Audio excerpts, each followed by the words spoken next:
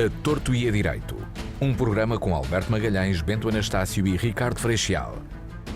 Realização de Luís Matias. Muito boa tarde, bem-vindo ao A Torto e a Direito, a edição do dia 21 de março. A primavera está a chegar e connosco estão Alberto Magalhães, Bento Anastácio e Ricardo Freixal para o programa de hoje. Já vamos aos temas da agenda, para já as notas de abertura. Bento Anastácio, é contigo que começo. Que nota trazes para o início do programa de hoje? Boa tarde, Luís. Boa tarde, Alberto, ao Ricardo, a quem faz o favor de nos escutar. Obviamente, começo este programa da forma que não queria. Morreu o Sr. Manuel Rui. Já toda a gente falou do Comendador Rui Nabeiro, da sua obra, do seu património. Eu preferia falar do Sr. Manuel Rui. O Sr. Manuel Rui era uma pessoa que sempre distinguiu o comendador, o multimilionário das pessoas normais que ele era. Já muito se falou, não vou estar a repetir o que se disse nestes 2 dias, mas enquanto pessoa que passou pelo movimento associativo, sabe quanto se deve ao Sr. Manuel Rui das Vinhais Nabeiro e ao Grupo Delta. O que eu espero é que o Grupo Delta continue a ser moralmente o que foi o Sr. Manuel Rui. Dizer, para que toda a gente diz o que é que e fala sobre isso, eu vou dar um exemplo prático para que as pessoas entendam a importância do Grupo Delta na vida do movimento associativo, por exemplo, da nossa cidade. Quando nós chegamos à Feira de São João, à Horta das Laranjeiras, vemos filas para o café. É quando comemos na feira e depois vamos tomar café às barraquinhas. Todo esse café era oferecido pelo grupo do Sr. Manuel Rui ao movimento associativo da cidade. Portanto, vocês, para que tenham ideia real do que isto era importante. Apenas me resta dizer, Sr. Manuel Rui e as Vinhais Nabeiro, muito obrigado, que descanse em paz, mesmo vindo de um não crente. Outra das questões que tenho, que era para fazer nota de abertura, tem a ver com o tempo que vivemos na sequência, ou do tempo que aí vai na sequência da nova crise bancária. Faliu um banco nos Estados Unidos e depois outro. Um que era das bitcoins, portanto não fazia mal porque era dos gananciosos que queriam ganhar dinheiro à volta de uma coisa que não existia, o que não deixa de ser correto.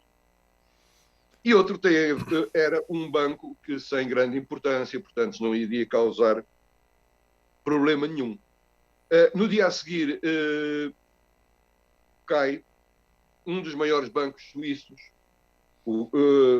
que existia, dizer que o valor desse banco, em números mais ou menos apurados por baixo, é igual a 2 vezes o Produto Nacional Bruto português.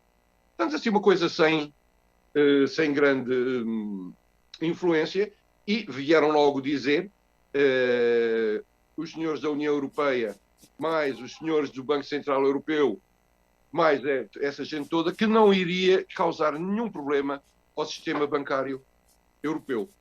O que é facto é que 2 dias depois a UBS compra, um dos maiores bancos do mundo, compra o Credit Suisse. E é feito de uma forma completamente estapafúrdia. Se calhar, se fosse por aqui ou pelo algum país do Sul, a coisa era capaz de passar ao lado, mas não. O que é que foi feito? Obrigatoriamente a UBS comprou o crédito suíço e vai feita uma lei de um dia para o outro, pasme-se, na Suíça, não foi propriamente na Venezuela ou na Nicarágua, em que é proibido aos acionistas do banco que compra o outro banco votarem essa fusão. Tem mais, o CEO da UBS não pôde ver as contas do banco que foi obrigado a comprar. Ora, o tamanho destes dois bancos. E depois veio o senhor da União Europeia dizer que não, senhora, não havia problemas de contágio ao resto da Europa, como se a Suíça, para a banca europeia, fosse assim uma coisa como sei lá, na Arábia, um pequeno poço de petróleo. Juntamos a isto tudo a inflação que nós temos neste momento, as questões do nosso poder de compra e depois uma coisa que eu não posso deixar de aqui trazer como exemplo das 31.472 Para concluir então, Bento, sim. coisas, para concluir, de formas de nos quererem enfiar os dedos pelos olhos. A Nestlé, que sempre foi uma rapariga da ética e dos bons costumes e dessas coisas todas, qualquer bordel é mais respeitável que a administração da Nestlé, o que é que faz? Para iludir o consumidor, ou nós todos, agarra nos cereais mais vendidos no mundo, como o Nestum e as papas Cerelac, e o que é que lhes faz? Mantém-lhes o preço, mantém o tamanho da caixa e diminui o peso do produto. Isto é um roubo descarado. Isto é uma falta de ética. Isto é uma pouca, não digo vergonha, porque senão parece o outro, isto já não tem qualificação. Portanto, desapelo mais uma vez a que, há tanto produto, não comprem nada da Nestlé, faz favor. Da nota de abertura do Bento Anastácio, passo para o Alberto Magalhães. Alberto, boa tarde, bem-vindo. Que notas trazes para a abertura do programa de hoje? Boa tarde, Ricardo, se já estiver. Eu tenho duas notazinhas. A primeira, inevitavelmente, sobre a morte de Rui Nabeiro. O que é impressionante, já quase toda a gente disse quase tudo sobre Rui Nabeiro, e isso é que é impressionante. O que é impressionante é a unanimidade que existe nos depoimentos, quer sejam trabalhadores, quer sejam clientes, quer sejam fornecedores, a unanimidade de depoimentos sobre o caráter, o humanismo, a fraternidade, a bondade, a empatia, a simpatia, a alegria e, ao mesmo tempo, a ambição e o empreendedorismo do homem. Por aqui me fico. Acho que já tudo foi dito e o Bento também já disse o resto. A segunda nota. A segunda nota é sobre o desgoverno verde. O desgoverno verde, posso dizer assim. 9 cacilheiros elétricos sem bateria foram comprados pela Transtejo. Mais um com bateria. Protótipo. Chegou avariado. Um protótipo. O governo e a Transtejo sonham em ser os mais verdes dos verdes. E então compraram barcos 100% elétricos, depois de terem visto um protótipo, barcos elétricos 100% nunca vistos, não existem em mais lado nenhum. E como é que isto se procedeu? É uma história da carochinha. A Transtejo abre um concurso, uns estaleiros espanhóis ganham, o Gondan, não sei se é assim que se pronuncia, os estaleiros Gondan ganham o concurso porque concorrem sem incluírem o preço das baterias e ganham a coisa com 52 milhões e qualquer coisa. Os estaleiros de Peniche perdem, ficam em segundo lugar, mas se os espanhóis tivessem incluído as baterias, Peniche teria ganho por 2 milhões de euros. É curioso. Os estaleiros de Peniche tentaram invalidar o concurso, mas não lhes serviu de nada. A coisa estava já engatilhada. Pior. Vem o pior. A Transtejo engana o Tribunal de Contas. Como? O Tribunal de Contas dá o seu visto. O Tribunal de Contas dá o seu visto. O Tribunal de Contas... Não, ao princípio enganou mesmo. Até que leram aquilo ao do sério. O Tribunal de Contas aceitou o concurso sem as baterias porque a Transtejo disse que depois abriria um novo concurso internacional para comprar as baterias. Ora, esse novo concurso nunca se fez, nem poderia ser feito, porque os barcos só trabalham com as baterias que os espanhóis da Gondan vendem. Portanto, o Tribunal de Contas sentiu-se enganado, fez um acórdão quando lhe pediram o visto para as baterias, para 15 milhões de euros, fez um acórdão a arrasar o negócio, a arrasar a mentira da Transtejo, recusou o visto para o ajuste direto das baterias e a administração demitiu-se, mas demitiu-se a protestar contra o Tribunal de Contas. É preciso ter lata. E por aqui me fico. Ou melhor, deixem-me acrescentar só mais uma coisinha. É que isto de verde tem muito que se lhe diga. Alberto, só aqui uma notazinha. Breve para entrarmos na agenda, então. Que é assim, o barco chegou e não trabalha. Pior é, pois até alquilar um protótipo. Não, porque teve... Ficamos por... Portanto, há aqui não, outra chega, há aqui qualquer coisa escondida com o rabo de fora, não é? Exatamente. Porquê é que os espanhóis ganharam o concurso? O acórdão. E não se deu o trabalho a uma empresa portuguesa, aos estaleiros de Peniche. O acórdão diz lá no meio, não sei a que páginas, dá a entender que aquilo seriam luvas para ser distribuídas, de onde mandou o acórdão para o Ministério Público. Exatamente. Portanto, existe por parte do Tribunal Constitucional, do Tribunal de Contas, como existe do comum dos cidadãos, a dúvida de que aquilo seja um negócio decente. Exatamente. Contamos e esperamos poder ainda contar com o Ricardo Freixal no programa de hoje. Devido a um imprevisto, ele ainda não pode estar aqui no estúdio, por isso entramos na nossa agenda. Vamos falar sobre a revolta no Mondego. Militares recusam cumprir uma missão devido a más condições do navio. Ficou por cumprir uma missão de acompanhamento de um navio russo que faz a identificação e localização de capos submarinos em operação ao largo de Porto Santo. Os militares referiram que o navio Mondego não estava em condições de zarpar. O chefe do Estado-Maior da Armada repreendeu os militares e disse que a Marinha não pode esquecer, ignorar ou perdoar atos de indisciplina. Bento Anastácio, um comentário a esta situação ocorrida na Marinha Portuguesa. Bem, isto é a minha nota de abertura da semana passada. Ora, o que é que nós temos aqui? Nós temos em causa isto, segundo o coronel Luís Alves de Fraga, que foi, e além de militar, obviamente, é doutorado em História e foi professor dos altos estudos militares, etc., etc., que põe aqui em questão, para este facto, duas linhas para a sua discussão.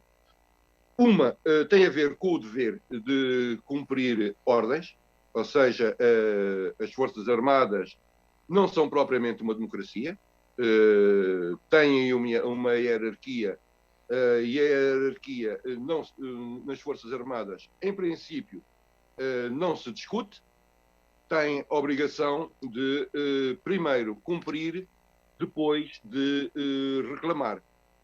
Isto, por um lado, o que faz com que os militares que se recusaram a esta missão possam ser e serão certamente punidos de uma ou outra forma. Depois temos um outro lado da questão, que é os deveres que têm os oficiais ou a hierarquia para com os seus subordinados, que é o chamado dever de tutela. Ou seja, tendo em conta o estado em que estava o navio, o que é que se sobrepõe? A subordinação pura e dura.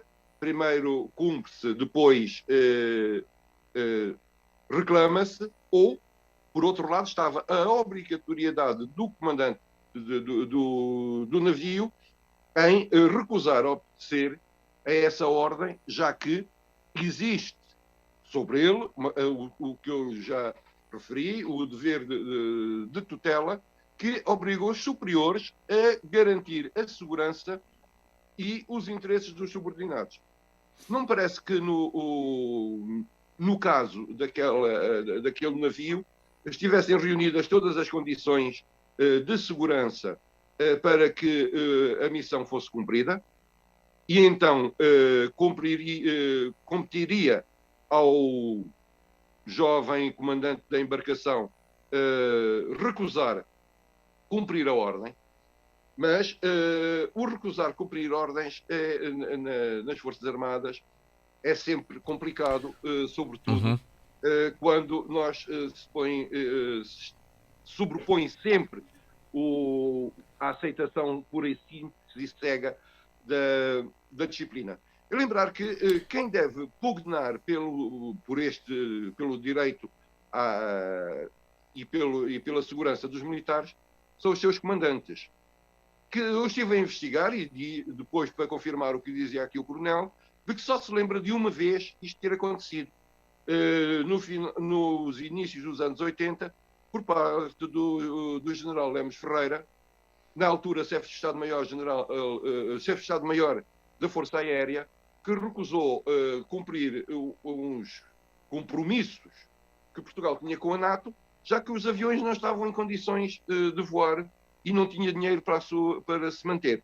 Eu, neste momento, o que me interessa saber... Para concluir, então, é se o dever cego é o que vai imperar, ou se o que impera é o dever dos oficiais têm para com os seus militares. Obrigado, Bento Anastácio. Já temos connosco o Ricardo Freixal. Daqui a pouco já irei dar também a oportunidade ao Ricardo trazer uma nota para a abertura do programa, mas voltamos então aqui à ordem do programa de hoje. É precisamente com ele que falamos agora. Ricardo, esta questão da revolta do Mondego, os militares recusaram-se a cumprir uma missão devido às más condições do navio. Foi uma missão de acompanhamento do navio russo que ficou por realizar. O chefe de Estado-Maior da Armada disse que não se pode esquecer, ignorar ou perdoar atos de indisciplina. Que comentário faz esta situação? Boa tarde, Luís Matias. Agora sim, já ouvimos o Ricardo. Já está a ouvir? Boa tarde, Luís Matias. Boa tarde aos nossos ouvintes, a quem peço desculpa também, e aos meus colegas de painel, Alberto Magalhães e Bento Anastácio, que saúdo, mas de facto a nossa condição de cidadão por vezes é confrontada com a fiscalidade da autoridade rodoviária. E fui mandado parar por dois simpáticos, e é bom que se releve aqui, às vezes já tenho aqui dois simpáticos agentes que atuaram em função do seu desempenho, e a quem endereço, não vou referir os nomes deles, eu conheci-os por nome, porque vêm identificados, não vou revelar aqui o nome deles por direito à privacidade que eles têm. Mas, de facto, há interpelações e há intervenções que são didáticas, e os meus cumprimentos para eles, se eles me ouvirem sabem quem são, e, portanto, a autoridade também não serve só para reprimir, e ainda bem que é assim. Portanto, depois deste pedido de desculpas, e porquê? Também porque fazemos várias coisas na vida, fazemos coisas no campo, fazemos coisas na cidade, fazemos coisas na universidade. Bom, sobre a questão do Mondego, aqui várias questões que eu gostava de... Eu não conheço o problema no pormenor, mas há 3 ou 4 coisas que eu gostava de relevar aqui. Primeiro, é a hierarquia. Se de facto nas nossas Forças Armadas existe ou não hierarquia, e se essa hierarquia é atuante, se atua, se existe, e isso está, quanto a mim, aqui, eventualmente posto em questão. Outra coisa é o papel das nossas Forças Armadas hoje em dia no pós-guerras coloniais e naquilo que é a segurança dos cidadãos e na segurança europeia e na segurança mundial. E, portanto, nós não podemos ter equipamentos que, eventualmente, teoricamente existam, mas que estejam obsoletos e que não podem funcionar. E essa é uma questão. E eu penso que, por vezes, isso poderá acontecer. Mas a questão mais grave, e que eu não quero pensar que tenha existido, é que o equipamento e os homens estivessem operacionais e que, por ser um navio russo, não tivessem fiscalizado. E aí é uma questão de Estado, é uma questão de segurança nacional, é uma questão de segurança europeia, é uma questão de segurança mundial. E, portanto, muita atenção a isso, e que o chefe de Estado-Maior-General das Forças Armadas, o grande Marcelo, toma atenção a estas coisas, porque, de facto, muito mais do que inquéritos, há que ver o que é que aconteceu aqui. Porque há três questões. Há a questão da manutenção do equipamento, da operacionalidade do equipamento, há a questão da hierarquia militar e há a questão da política internacional. E, portanto, muita atenção, que o país tenha muita atenção e que os chefes de Estados-Maiores e o Presidente da República tenham em atenção qualquer um destes pormenores, e todos eles.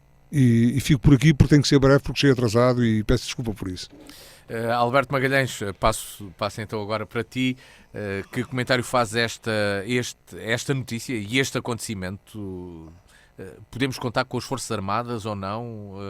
É necessário realmente os militares também chegarem a um ponto em que têm de atuar assim para poder mostrar que há problemas dentro das Forças Armadas? Em primeiro lugar, quero dizer que me espantam às vezes alguns comentários que são feitos. Eu tenho ouvido coisas sobre este caso absolutamente extraordinárias. Ainda outro dia... Mas não está a referir-se concretamente nem ao Ricardo Freixal nem ao Bento Anastácio, pois não? Não. Ia dar o exemplo de uma historiadora, entre aspas, Raquel Varela, que outro dia ouvi na televisão, comparar os militares a trabalhadores e a tentar aplicar os direitos dos trabalhadores aos militares. Ora, como disse o Bento, e muito bem, democracia no exército, num país democrático que seja, seria uma debilidade mortal das Forças Armadas desse país. Plenário de soldados já não lembrou o diabo, né? Na guerra não pode haver democracias, tem que haver hierarquia, como é óbvio. Ou devia ser óbvio para qualquer pessoa com um mínimo de senso comum. Depois, outra coisa, e aqui já vou, digamos, discutir com o Bento, ou pôr um argumento contra aquilo que disse o Bento, que é o seguinte: os militares, quando juram bandeira, quando juram, abdicam do direito à vida, o que é um direito fundamental consagrado na Constituição, mas que tem exceções, como, por exemplo, esta. Exatamente. O que eles disseram foi que, se fosse para ir salvar vidas humanas, tinham ido, como tinham saído a semana anterior, e tinham recebido um louvor. Já te dou então essa oportunidade, Bento, mas vamos lá, Alberto. Mas vamos ouvir mas vamos ouvir aqui o Alberto. Vamos ouvir o Alberto para já. Ora, os militares não são... Já vos dou a palavra. Sim. Os militares não são trabalhadores com direitos laborais. São militares, é diferente. Pois não. Aquilo não é uma democracia. Não é uma democracia. Em relação ao argumento do Bento, do tal coronel, eu tenho a dizer o seguinte: o comandante, 5 oficiais e metade da guarnição de marinheiros consideraram que o navio estava em condições de partir, de zarparem do porto e ir cumprir a missão. Mas eu só estou a pôr... Bento, deixa eu concluir o Alberto Magalhães. Deixa eu concluir o Alberto. Eu já estou a palavra, Bento Anastácio. Senão não conseguimos ter aqui um raciocínio pensado e que os ouvintes consigam compreender. Vá lá, Alberto. Eu vou repetir. O comandante, 5 oficiais e metade da guarnição de marinheiros consideraram que o navio tinha condições para zarpar do porto. 4 sargentos e 9 marinheiros disseram que não embarcavam porque o barco não era seguro. Portanto, mesmo que houvesse democracia, os marinheiros e os sargentos estavam em minoria e são menos graduados do que o resto da guarnição. Portanto, não têm razão absolutamente nenhuma. Ou o comandante e os oficiais eram suicidas e iam para uma missão suicida. Para mangas, não é, Alberto Magalhães? O comandante e os oficiais o comandante e os oficiais consideraram que o barco tinha condições para ir, para navegar e para voltar, para ninguém morrer afogado.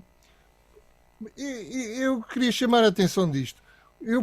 Parece-me que este problema do Mondego pode ser encarado à luz do espírito pacifista europeu que imperou durante décadas na Europa e que é cada vez mais desadequado dadas as circunstâncias em que nós nos encontramos agora, com uma guerra na Europa, uma segunda guerra fria a impor-se, de um bloco democrático contra um bloco de ditaduras ou de regimes totalitários, e, portanto, quer a atitude dos marinheiros insubordinados, quer a degradação material e humana das Forças Armadas, são dois sintomas, digamos assim, desta atitude de passividade militar ou de passividade defensiva que existe neste momento na Europa. Reparem depois nisto. O presidente da Associação Nacional de Sargentos, que parece que é dominado pelo PCP, o Bento, diz que é de referir a postura de coragem, rigor e dignidade dos marinheiros e sargentos que não deve ser do PCP, de certeza absoluta. Que se recusaram a embarcar. Dizem que é muito influenciada. Não sei. Não parece. Pá. Mas, então, Bento Anastácio, precisamente a partir das palavras de Lima Coelho, o presidente da Associação Nacional de Sargentos, este responsável associativo também diz que este é o momento de discutir os limites da obediência dos militares. Há uma questão simples. Vamos lá ver. Eu tenho muito respeito e admiração por quem abdica dos seus direitos individuais em prol da comunidade. E estou a falar dos militares, estou a falar dos militares dos vários ramos, incluindo nos militares a GNR e os agentes da PSP. Aí, que são pessoas que abdicam de direitos do comum dos cidadãos em prol do bem comum. Os militares não têm sindicatos, nem podem ter sindicatos. Nem aqui, nem na Conchichina. Eu sou objetor de consciência, essas coisas todas, não vem para aqui ao caso. O que interessa é que os militares cumprem ordens que lhes são atribuídas. E isto não há discussão. Pronto. Portanto, o que eu há bocado aqui trouxe tem a ver com uma outra interpretação. Eu não tenho dúvidas nenhumas que se chegarmos ao ponto em que, para que uma ação militar se desencadeie, temos que reunir em Assembleia Geral aquela rapaziada toda, quando chegarmos a alguma disciplina, a algum consenso, já a guerra acabou. Portanto, isto não é a guerra do soldado. Isto não é a guerra do soldado. A guerra do soldado era uma coisa. Estamos a falar de questões sérias. Estamos a falar de uma questão que pode ser a ponta do iceberg. Também há outra versão que pode ser aqui entendida, que é devido aos baixos salários e depois da sua especialização, estas pessoas tenham melhores condições de trabalho e de salário fora da Armada do que têm na Armada. Não excluo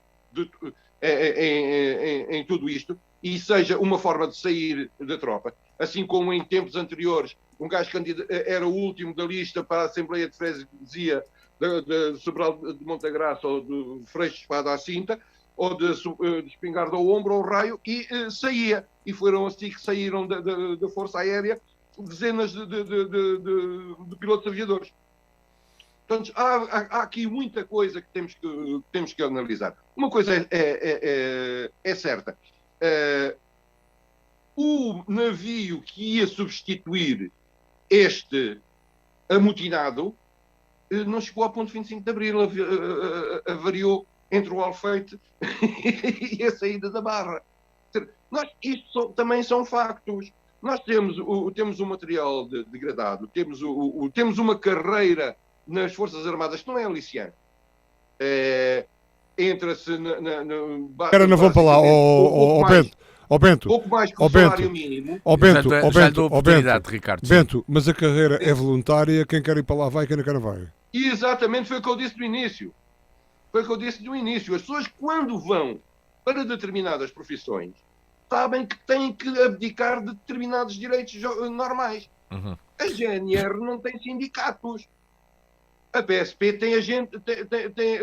tem uma coisa parecida, mas não tem direito à greve. Mas quando a gente entra para determinadas profissões, sabe o que isso acarreta. E não faz sentido haver este tipo de situações. Há aqui qualquer coisa muito grave por detrás, vou dizer de outra forma, porque temos que ver muito bem o que se passa. Porque este ato de insubordinação é isso, não tem outro nome. E quem o praticou vai ter que cumprir, tem consequências, obviamente, e sabia que as teria.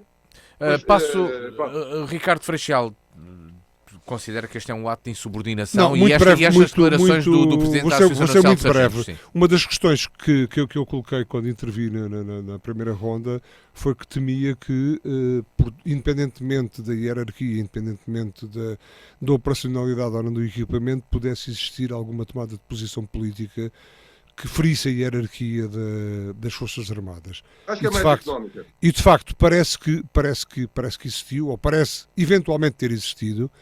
Isso é muito grave. E, portanto, é mais grave, pode eventualmente ser mais grave, é mais grave se calhar nós atuarmos quando queremos ou quando nos apetece, é arbitrário, e isto não pode ser arbitrário, é um serviço da nação, é um serviço de Estado, não pode ser arbitrário, independentemente da vida da pessoa ou da segurança nacional, europeia ou internacional, pode mexer não só com a vida de uma pessoa, mas com a vida de muitas pessoas, e, portanto, não pode ser tomada como um ato político. Para se querem fazer política, vão para o outro lado, mas não vão para as Forças Armadas. E, portanto, alguém que de direito, e aqui novamente remeto para o responsável máximo, que é o Presidente da República, por cima do Ministro da Administração Interna, por cima da defesa ou de quem seja que for, por amor de Deus, que ponham fim a isto, porque senão nós não somos parceiros. Nós somos parceiros na vigarice, no regabof e na falta de respeito pelos direitos humanos, pelos direitos internacionais e pela relação entre Estados. Alberto Magalhães, para concluirmos o tema... E isto, Bento, isto é tanto mais grave, e Alberto Magalhães e os nossos ouvintes também, isto é tanto mais grave quando estamos num período conturbado da segurança ou da insegurança europeia, nacional e mundial. Alberto, depois de... E portanto isto não pode estar Bento, desculpe só para terminar. Bento, isto não pode estar, nós não podemos estar, todos estes aspectos de segurança nacional, internacional, europeia e mundial, não pode estar à mercê com todo o respeito, de meia dúzia de sargentos, praças, oficiais, ou aquilo que sejam, mesmo que sejam do PC, não é? Mas há uma coisa que é Bento, para tu, tenho de passar ao Alberto Magalhães, já estamos temos de seguir na agenda do dia. Desculpa lá, só acabar. E o PCP alguma vez poria em causa a hierarquia e a obediência? Pudera que pusesse, não põe diretamente, Alberto, não põe diretamente, mas passa discurso e a malta alinha. Alberto Magalhães, vamos lá. Passa discurso e a malta alinha. A obediência, a disciplina e a hierarquia faz parte da gênese do PCP. Claro, é politicamente correto, mas na ação é regabof. Ouçamos o Alberto para concluir, Alberto, para concluir. Obrigado. Obrigado a mim, Alberto Magalhães, Obrigado a todos por me deixarem falar. Não, eu ia dizer que, como o Bento diz, só para lá vai quem quer. E quando vão para a Marinha já sabem que vão ter que prescindir de alguns direitos, diz o Bento. E eu digo, sabem, se calhar estavam convencidos, como isto não há guerra há muito tempo, desde 74 para ser mais preciso, cá em Portugal, se calhar as pessoas vão para a Marinha como um emprego onde se ganha mal, mas enfim, sempre é um emprego, e muitos deles não prestam atenção quando juram bandeira. Não prestam atenção ao que juram. E daí talvez o equívoco. Mas mesmo assim pode ser outra coisa que eu queria dizer é que o governo descativou 39 milhões de 2 repente, dias depois. a reboque do caso, o que mostra o modo deste governo governar. Quer dizer, o motor estava estragado, não havia dinheiro para o arranjar, mas de repente aparecem 39 milhões só porque houve um caso que chegou à imprensa, que chegou à comunicação social. Isso é extraordinário. Depois há outro problema aqui que nós ainda não falámos, que é o problema do Gouveia Melo ter ido lá dar o ralhete, como dizem na comunicação social, têm dito na comunicação social. Eu acho que ele fez bem ao sublinhar a necessidade de disciplina e ao condenar a insubordinação. Não sei se fez bem ao desancar Sem em chamar público. a televisão. Aí tenho algumas dúvidas que ele devesse desancar em público. E hierarquicamente, Alberto Magalhães, hierarquicamente, isto é uma falta de informação minha, o que é que Gouveia Melo é neste momento hierarquicamente nas É o chefe de Estado. da Armada. É o chefe de Chefe da Armada, está bem. Pronto, eu desconhecia, está bem. O chefe de Estado-Maior da Armada. Eu acho que talvez ele devesse ter mais recato a dar ao desancar os insurretos. Eles mereciam ser desancados, mas talvez não da maneira que foram, com as televisões apontadas e os microfones. Sim, mas o senhor está inchado e tem que estrabuchar.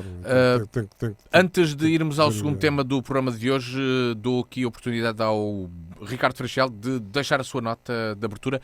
Nós, naturalmente, estamos já bastante mais de metade do nosso programa, mas Ricardo trazia uma nota para o programa de hoje e tem aqui essa oportunidade. Trazia, eu acho que já várias vezes disse aqui que a atividade agrícola é uma atividade que não é apenas responsável pela produção de alimentos e fibras que tem garantido até aqui a segurança alimentar, mas é uma atividade que tem que ver com o ordenamento e ocupação do território, que tem que ver com o ambiente, que tem que ver com a preservação de recursos, que tem que ver com a atividade social, com a fixação de populações, que mexe com o tecido social a montante e a jusante da própria atividade, ou seja, há muito mais para além de ser agricultor. Portanto, a atividade agrícola tem muito mais impacto do que produzir alimentos e, de facto, é importante.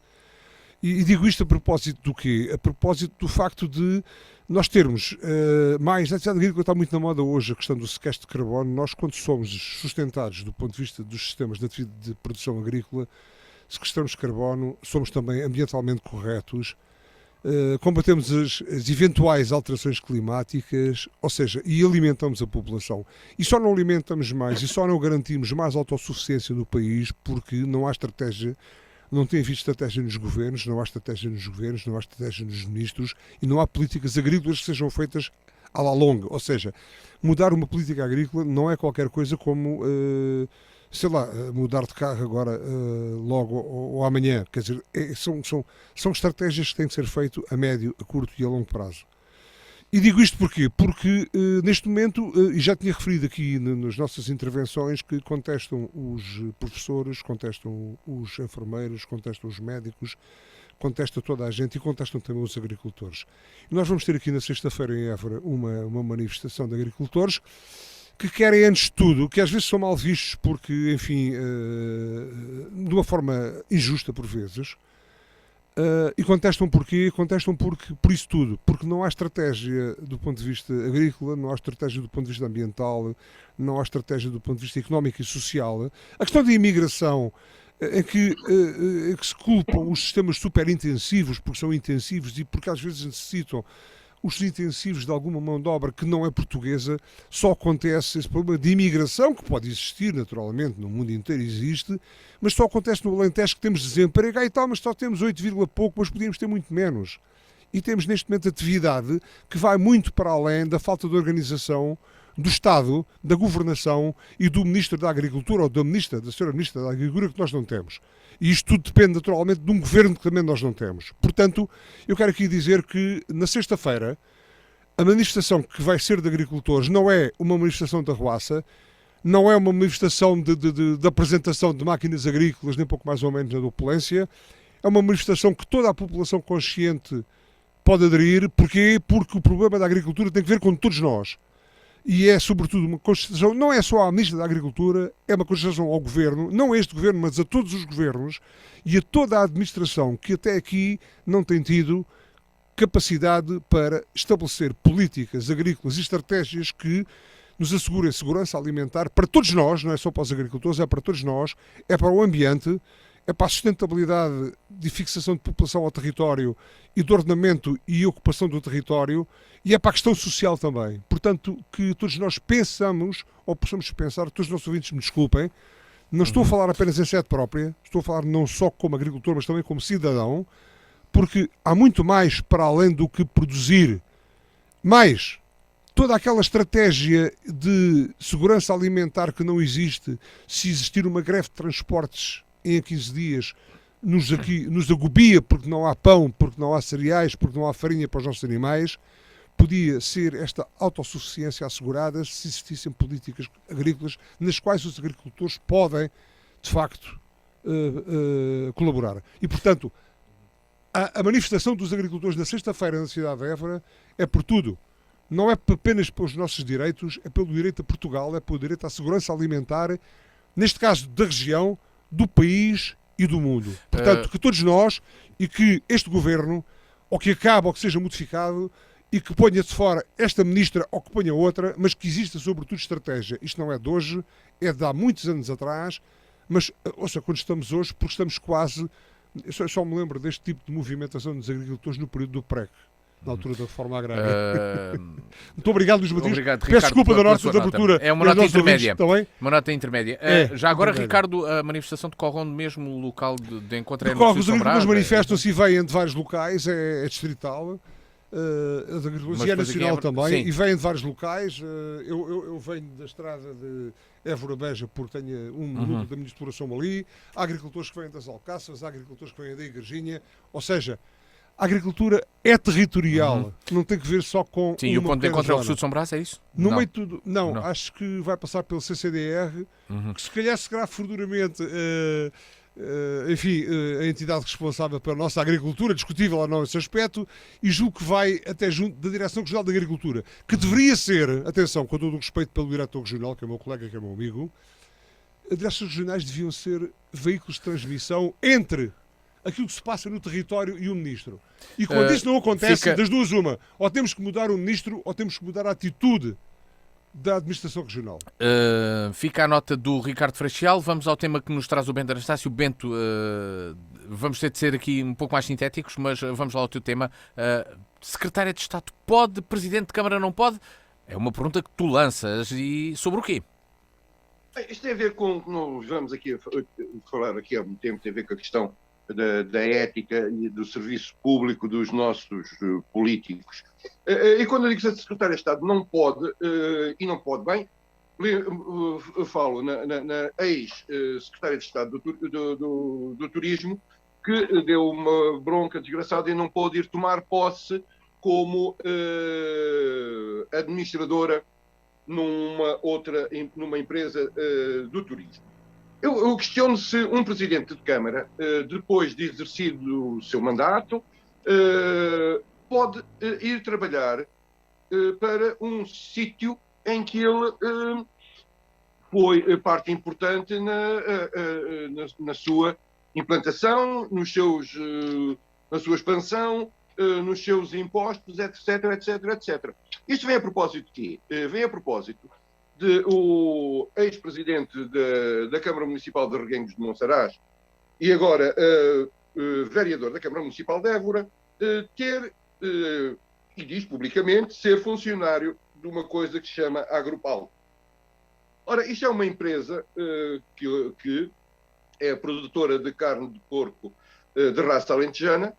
Não viria nenhum mal ao mundo se o Dr. Calixto para lá fosse trabalhar, a não ser um pequeno pormenor, que na minha opinião é um por maior. Ora, esta empresa, ou este agrupamento de produtores, que é o patrão do senhor ex-presidente e atual vereador, é dono da Maporal. Ora, quem é esta entidade? Esta entidade é a dona do matadouro de carne de porco de raça alentejana que existem em Reguengos de Monsaraz. Matadouro esse, que foi considerado um investimento de interesse municipal, e com ele vem uma quantidade de benesses que me parecem lógicas para o promotor. Entre outras, além do preço do terreno que é bonificado, como é bonificado no interior, vem uma quantidade de coisas e coisinhas ao lado. Como, por exemplo, a partir do momento em que foi votado, por proposta da Câmara Municipal, presidida por José Calixto, o interesse municipal do investimento, passou a ter deduções várias à coleta, isenções no IMI, isenções no IMT, isenção no imposto de selo, etc, etc, etc. Ou seja, uma quantidade de incentivos fiscais e de apoios de dinheiro público, e que depois disto tudo, quem os dá ou quem os propõe vai trabalhar para esta empresa. Eu costumo dizer que a mulher de César não basta ser séria, é preciso ser sério. Eu não sei se é ilegal ou não o que fez ou o que está a fazer o Dr. José Calixto. Imoral é de certeza absoluta. Nós não podemos continuar a olhar para as intervenções que são feitas por um cidadão enquanto eleito, que não faz mais que a sua obrigação de captar emprego e captar investimento para o seu concelho, mas não é para si. E eu não tenho a certeza que isto seja ilegal, irei ver, mas imoral é de certeza absoluta. E as questões da ética republicana não podem acabar nos secretários de Estado. Têm que ser aplicadas a tudo quanto é gente que foi eleita para defender os interesses da população e do seu concelho, neste caso, e ao captar este investimento, é claro que cumpriu essa parte. E agora a outra, aquilo de que bora para cá um job, parece-me um bocado esquisito. Volto a dizer, nada me garante que seja ilegal, imoral é de certeza absoluta. O Bento traz este tema. Ricardo Freixal, um comentário a esta questão. Bento, a moral é uma questão relativa, quer dizer, é uma questão que é arbitrária, ou seja, cada um tem a sua moral, não é? A moral não é uma coisa que é transversal, que seja transversal de todos nós, cada um tem a sua forma de ser e de estar, e cada um acha moral e não imoral, não é? Mas percebo perfeitamente. Partilho. Tenho dúvidas que o Ricardo acha isto moral. Bento, mas isso foi só uma parte, não é? A moral é uma coisa. É de cada um, não é? Vamos lá ver. Claro. Isso é imoral, é não sei o quê. Bom, mas partilho da sua opinião. Eu desconheço o problema na sua gênese. Acho extraordinário que Reguengos, ou que José Calixto, enquanto autarca de Reguengos, tenha captado investimento, ocupação, postos de trabalho e dinamismo para a sua região. Acho isso extraordinário. Não pactuo, de facto, com aquilo que é chamado vulgarmente hoje em democracia, sei lá, uma certa colisão de interesses, um conflito de interesses e não sei o quê. De facto, não está muito bem. A mulher de César não basta ser séria, tem que parecer também. Bom, há muitas que parecem e não são, há outras que são e não parecem, não sei o quê. Bom, isso é tudo discutível. Agora, de facto, partilho um pouco da sua preocupação. Eu não queria personalizar isto, porque não sei se alguma vez me cruzei. Acho que sou amigo na rede social Facebook, porque o Dr. José Calixto pediu-me uma amizade e eu aceitei. Pensava que Reguengos tinha um certo dinamismo enquanto autarquia, enfim, que é discutível, que foi discutível, mas aparecia-me bem propagandeada. Sou pela dinamização da economia, das economias regionais, pela captação de dinamismo, de atividade, de indústria, de comércio, de tudo isso. Agora, de facto, não me parece muito bem que um autarca, a posteriori, tal como a senhora que foi para a TAP, ou que recebeu da TAP, ou que não recebeu da TAP, ter que pôr agora, vai ter uma jeidice, não é? Mas não me parece bem que em democracia e em nenhum sistema alguém se aproveite dos cargos que são sufragados com o melhor das intenções pelo povo, se aproveitem e, enfim, e tirem partido disso eles próprios. Também aqui é discutível outra situação, ou seja, o facto de ter sido autarca e de ter, teoricamente, isso não deve impedir de exercer a sua atividade profissional, que acho que é na área da gestão. Mas tudo isto deixa dúvidas e as coisas aqui têm que ser muito claras. Portanto, nada me move contra José Calixto.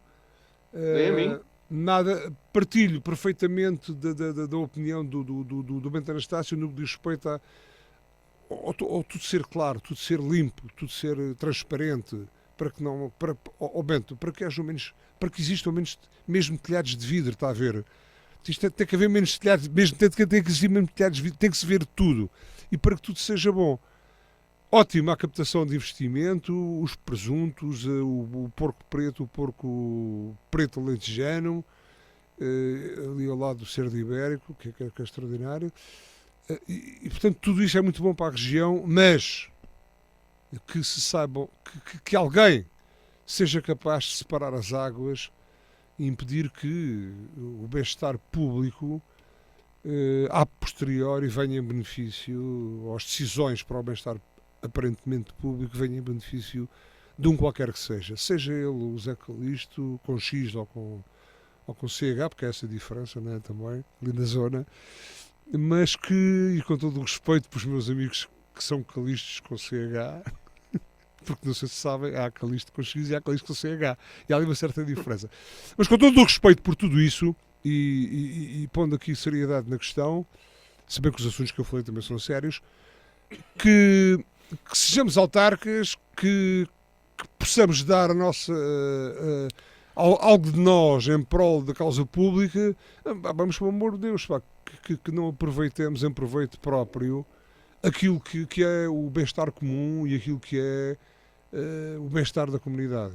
Isso é que eu acho mal, não é? Independentemente, e nada me move contra o senhor, mas peguei aqui no Passo caso. então para o Alberto Magalhães. Alberto, este é um caso de ética, de transparência que é necessária ter na ação política? Não sei se não tenho informações suficientes para me pronunciar sobre o caso concreto. Teoricamente, em teoria, seria de evitar essas situações em que alguém que tutela um determinado setor depois vai trabalhar para uma empresa desse setor. Mas também percebo que num país pequeno como Portugal, em determinados ambientes, por exemplo, em Reguengos de Monsaraz, que é um pequeno concelho de Portugal, um autarca também, depois de ter sido autarca, tem que continuar a ter emprego e tem que trabalhar. E as oportunidades de emprego para um gestor no concelho de Reguengos de Monsaraz não serão assim tão grandes que ele possa escolher uma empresa que nunca teve subsídio, que nunca foi subsidiada pela autarquia onde ele foi autarca. Acho que há pormenores práticos, não é? Que se sobrepõem ao problema ético e que me levam a dizer, caramba, as pessoas têm direito a arranjar o seu emprego ou a ter o seu emprego independentemente daquilo que fizeram. Se ele foi um bom autarca e se tutelou, ou se tutelou não no sentido de ter a tutela, mas se subsidiou, se ajudou todas as empresas do seu concelho, depois fica sem empresa onde trabalhar, como é que é? Bento Anastácio, para Não, concluir... ele já não ficou sem trabalhar, era vereador, não é? Sim, mas não recebe por isso, não recebe por isso. Ele era presidente da Câmara. Está bem, Se a Câmara tiver apoiado todas as empresas, tiver apoiado todas as empresas, ele já não fica impedido de trabalhar no Conselho. Está bem, mas é vereador, não é? É vereador e não recebe por ser vereador. Não. Não? Não. Então não, porque não teve votos suficientes para isso. É um vereador sem pluro, portanto não recebe. Está bem. Para concluir... Estou a brincar. Para concluir o tema, Bento Anastácio. Alberto Magalhães, a secretária de Estado do Turismo podia. Se não, eu não acho bem. A questão é essa. nada me move contra nada me move contra o Dr. José Calixto, com quem me cruzei meia dúzia de vezes e que fizemos uma campanha eleitoral juntas quando foi da eleição do presidencial, que foi candidato o Professor Nova. Não tem a ver com, e eu poderei na próxima semana ir à procura de mais exemplos, tem a ver com a forma como se está na vida política e na vida pública. Há coisas que são incompatíveis em termos éticos. Não me parece que, a bem da ética republicana, haja este tipo de situações. Mas agora também te não respondo. Me parece... Deixa-me acabar. Se a lei não prevê um período de nojo para presidentes de Câmara, tem que prever. A lei começou por proibir, a lei geral, que os presidentes de Câmara fossem presidentes de Câmara mais de 3 mandatos para impedir este tipo de coisas. E depois, nada, ficamos por, não sei, talvez, logo se vê. Não, o problema é que se tu impedires uma pessoa, ou melhor, para obrigares um ex-governante a ter um período de nojo, tu tens que lhe pagar esse período de nojo. Não podes impedir uma pessoa que foi secretária de Estado do Turismo de trabalhar no turismo se ela sempre trabalhou no turismo antes de ser secretária de Estado. Portanto, se queres que ela fique 3 anos sem trabalhar no turismo, tens que lhe pagar isso. Ora, como isto é um país pelintra, é muito mais natural. E pagar a um ex-governante é escandaloso aos olhos de praticamente todo o português. Como é que se resolve este problema? Fica a pessoa sem poder trabalhar durante uma data de anos. Eu entendo essa tua visão, mas esqueces de um pequeno pormenor ou um pequeno por maior. Se fores ver o currículo de muitos presidentes de Câmara em que este se inclui, a sua atividade profissional foram ser autarcas. Não, este não. Este é um gestor. O currículo do José Calixto tem várias empresas onde ele trabalhou. Do mundo. Ele era vereador antes de ser presidente de Câmara. Certo. Foi presidente de Câmara 12 anos. Mas também foi gestor de empresas. Enquanto era, então violou a lei ao ser vereador. Antes de ser vereador, trabalhou como. Não, antes de ser vereador, era estudante universitário. Eu agora não tenho aqui o currículo do homem. Mas isso temos de terminar o nosso programa. Exatamente. Vamos terminar. Temos de terminar o programa de hoje. Só para acabar. Não vamos fulanizar isto. Vamos pegar neste exemplo e vamos ver como é que as coisas. Estás a fulanizar a dizer que o homem nunca fez nada na vida, se não ser político. É assim que chegamos ao final desta Torta e Direito com o Bento Anastácio, o Ricardo Freixal e Alberto Magalhães. O meu nome é Luís Matias e estou aqui também consigo e com eles todas as semanas, à terça às 18 e também ao sábado no mesmo horário. E sempre que quiser ver e ouvir em www.dnfm.com. O encontro está marcado para de hoje uma semana. Até lá.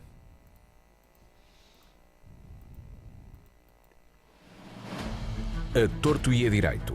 Um programa com Alberto Magalhães, Bento Anastácio e Ricardo Freixal. Realização de Luís Matias.